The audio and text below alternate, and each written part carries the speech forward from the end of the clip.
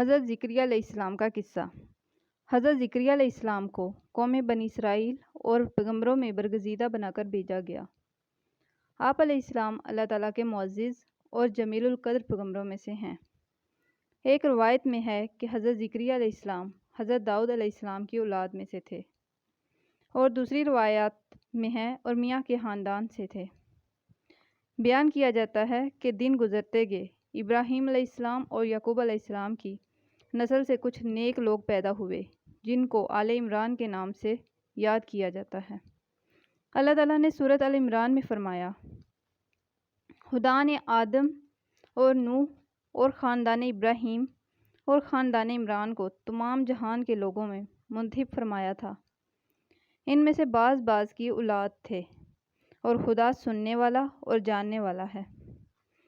زکریا علیہ السلام کی بیوی یحییٰ علیہ السلام کی والدہ اور مریم علیہ السلام کی والدہ حنا دونوں حقیقی بہنیں تھیں، جبکہ زکریا علیہ السلام رشتے میں مریم علیہ السلام کے خالو لگتے تھے۔ حضرت عمران علیہ السلام کی بیوی نے منت مانی تھی کہ جو بچہ پیدا ہوگا اسے بیت المقدس کی خدمت کے لیے وقف کر دیں گی۔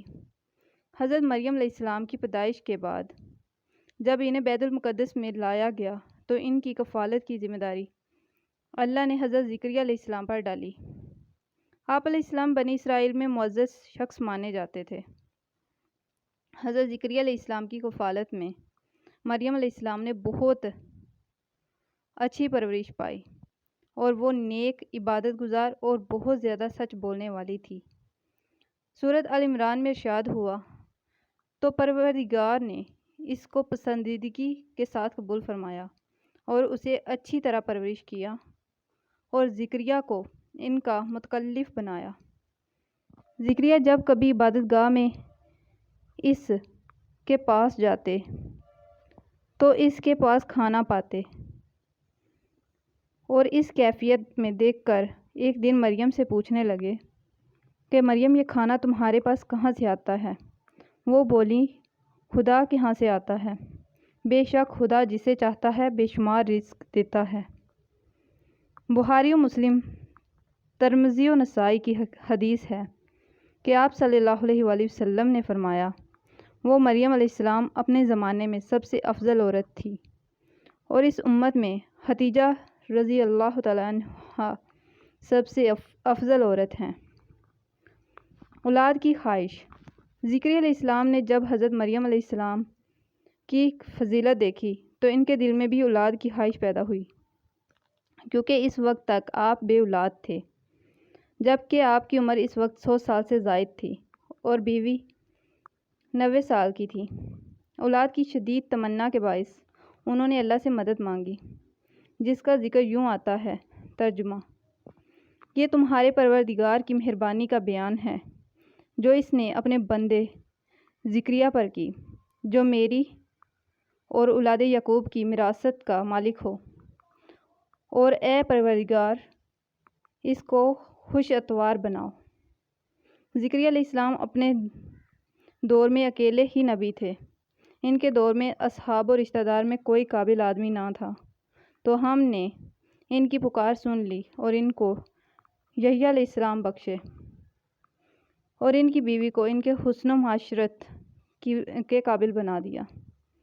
یہ لوگ لپک لپک کر نیکیاں کرتے اور ہمیں امید سے پکارتے اور ہمارے آگے عاجزی کیا کرتے تھے۔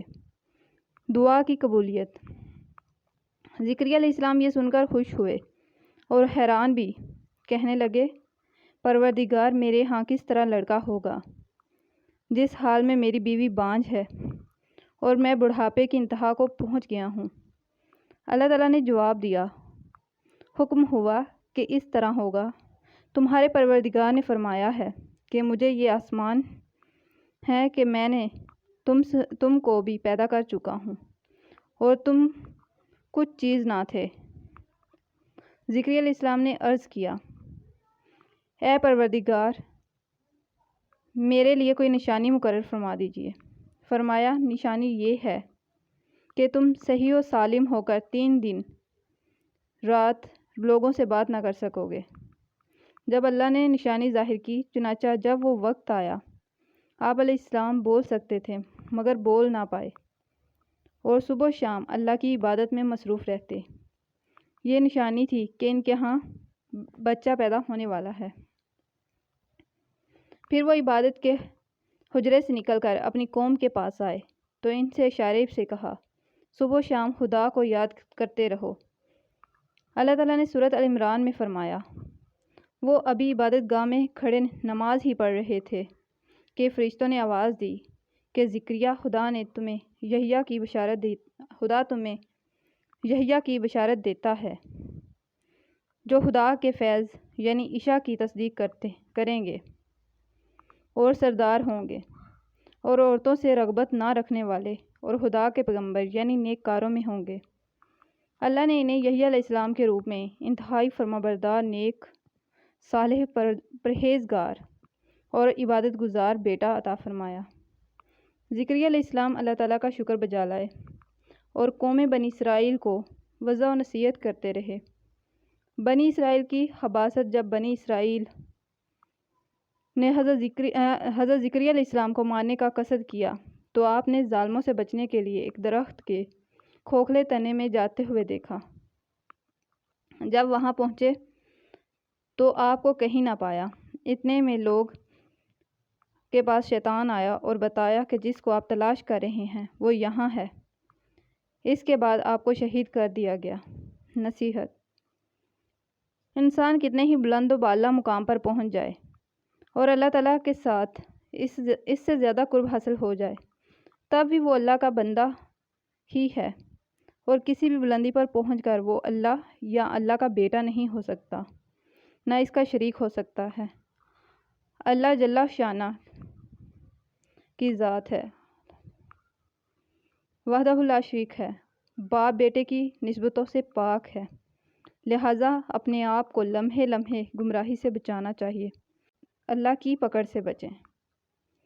اس کے لیے ایمان کی مضبوطی حد درجہ لازم ہے۔ ایمان کے لیے لازم ہے کہ اس کے ساتھ اسلام بھی پایا جائے۔ اس طرح حقیقی اسلام کے لیے شرط ہے کہ اس کے ساتھ ایمان بھی ہو۔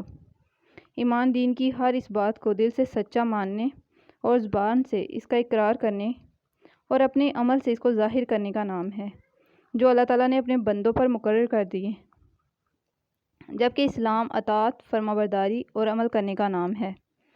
اللہ تعالیٰ ہمیں پرہیزگاری عطا فرمائے اور دین کی تعلیمات پر پورے طور پر عمل پیرا ہونے کی توفیق عطا فرمائے۔ آمین یا رب العالمین۔ اگر یہ ویڈیو آپ کو اچھی لگی ہو تو اسے لائک اور شیئر ضرور کریے گا، اور اس طرح کی مزید اسلامی ویڈیوز آپ کو ملتی رہیں، اس کے لیے چینل کو سبسکرائب کرنا مت بھولیے گا۔ شکریہ۔